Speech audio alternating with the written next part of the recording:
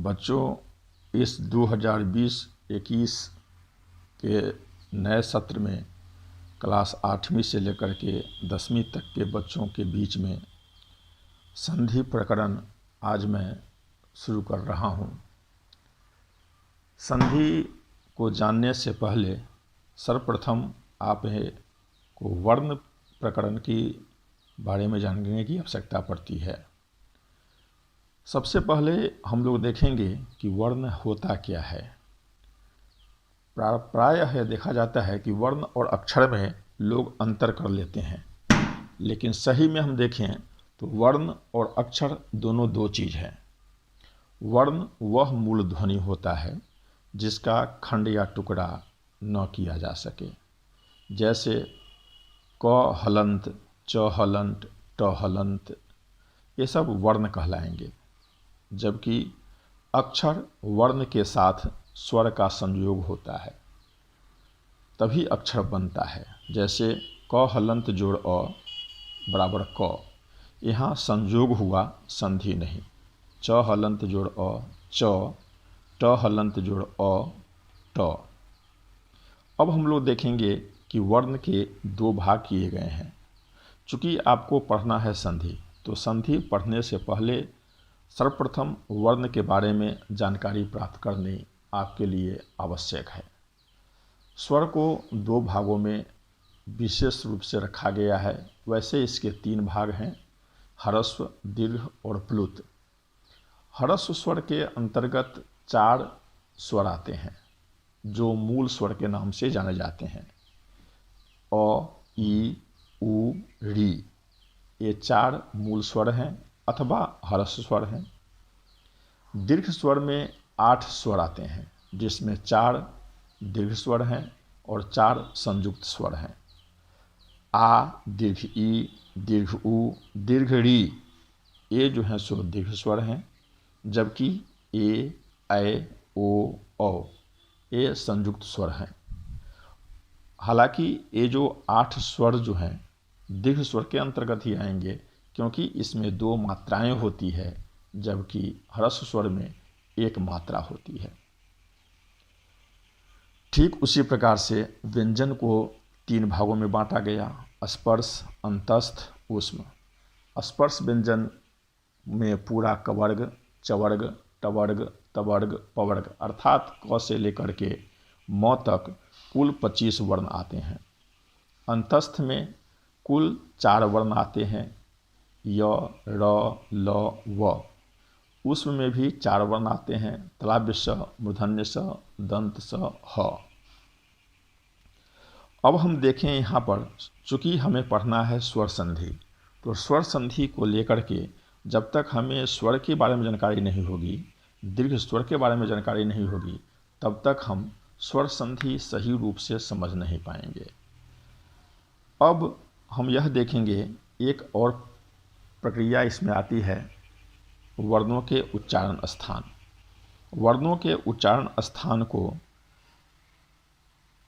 7-8 भागों में बांटा गया है, जिसमें हमारे गर्दन के ऊपर जो भाग होते हैं वे सभी हमारे वर्णों के उच्चारण स्थान में मदद करते हैं। जैसे कंठ, तालु, मूर्धा, दंत, ओष्ठ, नासिका, कंठ और तालु, कंठ और ओष्ठ, दंत और ओष्ठ। तो सबसे पहले हम लोग कंठ अंग से उच्चरित होने वाले जो वर्ण हैं उनको हम लोग ले लें, जिसके अंतर्गत आते हैं अ, आ, क, ख, ग, घ, ह और विसर्ग। इसलिए ये जो वर्ण हैं वे कंठ वर्ण कहलाते हैं। पुनः आता है कंठ के ऊपर तालु, जो जीभ के ऊपर का जो भाग होता है वह तालु होता है, जिसको हम लोग तालव्य वर्ण कहते हैं।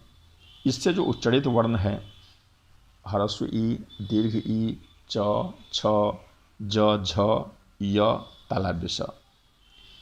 मूर्धा, जो ठीक तालु के पीछे का भाग होता है, और मूर्धा से बोले जाने वाले जो वर्ण होंगे वे मूर्धन्य वर्ण कहलाते हैं। जैसे री, ट, ठ, ड, ढ, र और मूर्धन्य स।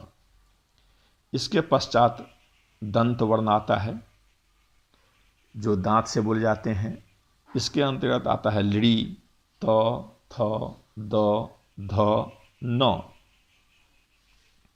पुनः ओष्ठ वर्ण जो आते हैं इसमें उ, प, फ, ब, भ, इसलिए इसका नाम पड़ा ओष्ठ वर्ण। पुनः नासिका से बोले जाने वाले जो वर्ण हैं वे 5 हैं, इसलिए इसको नासिक के वर्ण के नाम से जानते हैं।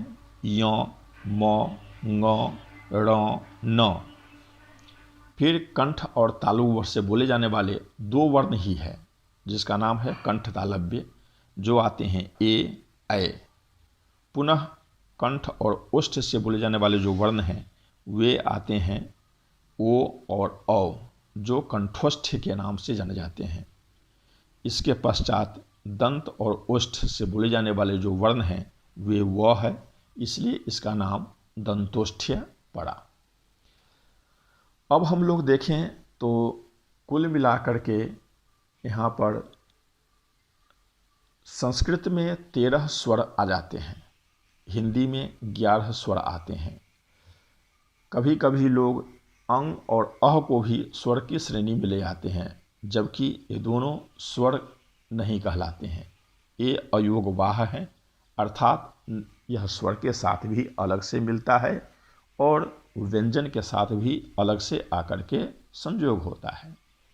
तो प्रायः संधि और संयोग ये दोनों 2 चीज़ है। संधि अलग होती है, संयोग अलग होता है।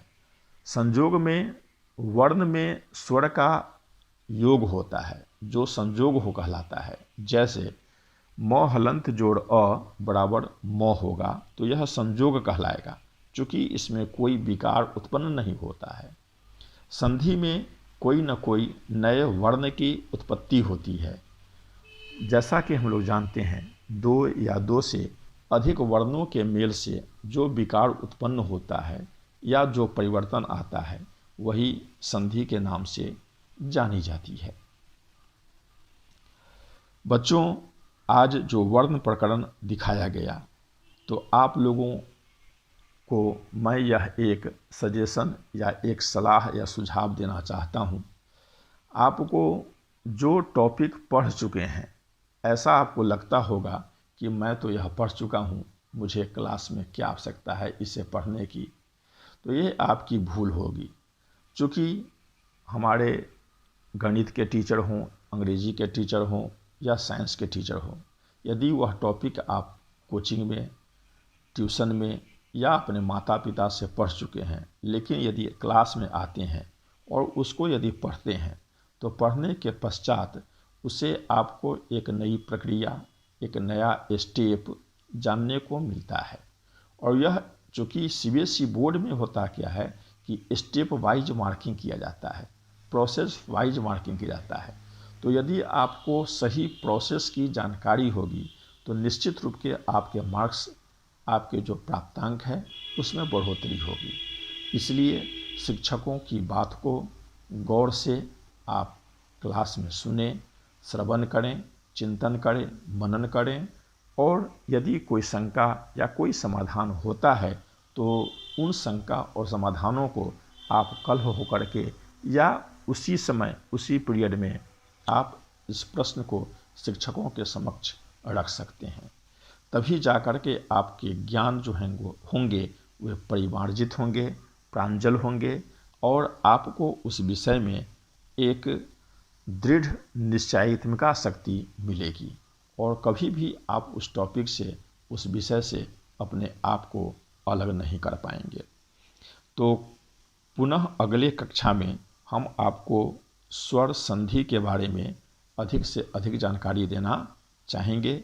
आज आप कम से कम स्वर और दीर्घ स्वर इन दोनों को और प्लस वर्णों के उच्चारण स्थान, इतना ये सभी आप कंप्लीट करके, और यदि कोई क्वेरी हो तो आप हमें निश्चित रूप से फ़ोन के माध्यम से या व्हाट्सएप के माध्यम से संपर्क कर सकते हैं। ग्रुप बनाया गया है 10वीं कक्षा के, क्लास 9वीं कक्षा के, 8वीं कक्षा के, उसमें अपना प्रश्न को रख सकते हैं और यदि कोई आवश्यकता पड़े तो आप हमसे संपर्क कर सकते हैं अधिक से अधिक जानकारी प्राप्त करने के लिए। धन्यवाद।